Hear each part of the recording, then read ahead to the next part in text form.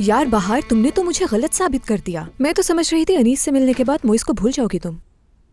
वैसे झूठ क्यों बोलूं मैं खुद भी थोड़ी देर के लिए कंफ्यूज हो गई थी, और अच्छी खासी कंफ्यूज हो गई थी। और वो अनीस जब मैं करके बातें कर रहा था तो मैं सोच रही थी कि चुपचाप इसकी बातें सुनती रहूं या सर पे उठा के इसके कुछ दे मारूं, लेकिन शुक्र है खुद पर काबू कर लिया मैंने। लेकिन तुम मेरे एहसान को भूलोगी नहीं कभी भी। बाहर, आइंदा अगर तुमने मोइस को छोड़ने की बात की तो मैं तुम्हारा साथ नहीं दूंगी और ना ही तुम्हारी कोई बात सुनूंगी। मेरी प्यारी सीमी, मेरी जान, तुमने तो इतना अच्छा काम किया कि मैं तुम्हें बता नहीं सकती। ओहो, लिपस्टिक लग गई। चलो कोई बात नहीं।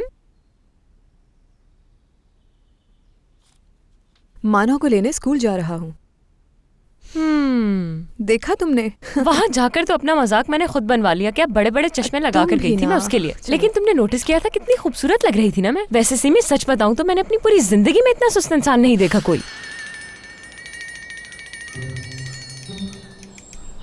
यार ये यहाँ क्यों है? ये जरूर दाल में कुछ काला है, लगता है आज खैर नहीं है हमारी। डरने की जरूरत नहीं है, अगर हम डरे तो उन्हें पता चल जाएगा कि हमको छुपा रहे हैं। ये तुम लोग क्या कुसुर पुसुर कर रही हो? मैं पागल लगती हूँ? हाँ, वो ऐसी कोई बात नहीं है। आपको यूँ अचानक देखकर हम दोनों थोड़ा सा हैरान हो गए। अच्छा चलो यहाँ आकर बैठो, बैठ जाओ। चलो बैठते हैं, आज नहीं छोड़ेंगे। बाहर आंटी बुला रही हैं।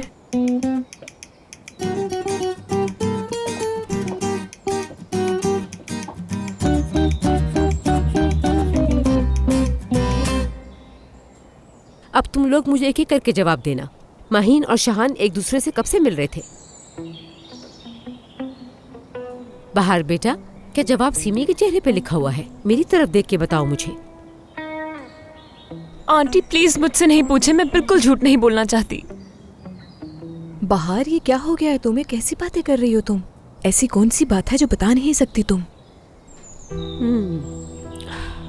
समझ गई, मैं समझ गई।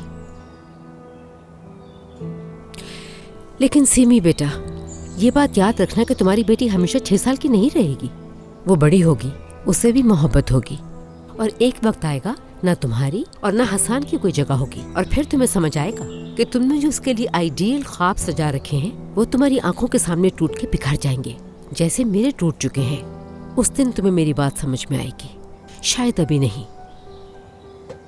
शहला आंटी, मैं आपकी बात अभी भी समझ रही हूँ। आप माहीन के लिए परेशान मत हो। शहान ऐसा नहीं है जैसा आप समझ रही हैं। शहला आंटी, अच्छे से जानती हूँ वो एक शेफ है, इसलिए आप पसंद नहीं करती उसे। यकीन कीजिए वो बहुत ही अच्छा इंसान है और माहीन से बहुत मोहब्बत करता है। तुम लोगों को किसी बात की खबर नहीं है। शहान शादीशुदा है, शादीशुदा। क्या है?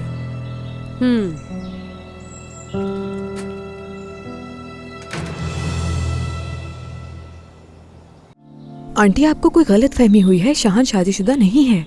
तुम्हें कैसे पता चला बेटा? क्या आईडी कार्ड डिपार्टमेंट से ताल्लुक है तुम्हारा? खुद सोचे, अगर वो शादीशुदा होता तो उसकी बीवी कभी रेस्टोरेंट नहीं आती क्या? अरे वो उस लड़की का नाम रोजीना है। हो सकता है वो वहाँ आई और किसी को पता न चला हो। रोजीना? लेकिन उसने हमसे रोजीना को एज अ फ्रेंड इंट्रोड्यूस किया। तो फिर और क्या कहता वो? मिलिए, ये मेरी बीवी है। तो फिर वो माहीन को कैसे बेवकूफ बनाता? हाँ, वाकई जब पहले दिन मैंने उसे देखा था तभी मुझे उस पर शक हो रहा था। शैला आंटी, अच्छा शक था? अगर ऐसा था तो तुमने उसी वक्त हम लोगों को कुछ क्यों नहीं बताया? बोलो। बस करो तुम। मुझे तो अच्छे से याद है कि तुमने ही माहीन को कहा था कि शक करने की कोई जरूरत नहीं है, वो दोनों सिर्फ अच्छे दोस्त हैं। बाहर, हम इस वक्त इस टॉपिक पे क्यों बात कर रहे हैं? हाँ, अपनी बातें लेकर शुरू हो गई हो। देख नहीं रही हो आंटी कितनी परेशान है? देखिए आंटी, आप दोनों बिला वजह ही परेशान हो रहे हैं। शादी नहीं कर सकता शहान। अगर की भी होगी तो वो होगी जो अमेरिका में होती है। नाम याद नहीं आ रहा यार, क्या कहते हैं उसे? वही जो रेजिडेंस लेने के लिए करते हैं। क्यों याद नहीं आ रहा मुझे? अच्छा ये बताओ कि उसने माहीन से क्यों छुपाया? हाँ, कोई जवाब है इसका?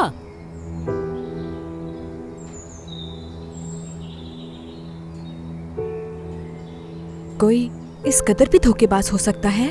यकीन नहीं आता, बज़ाहिर मासूम दिखने वाला शख्स ऐसा होगा।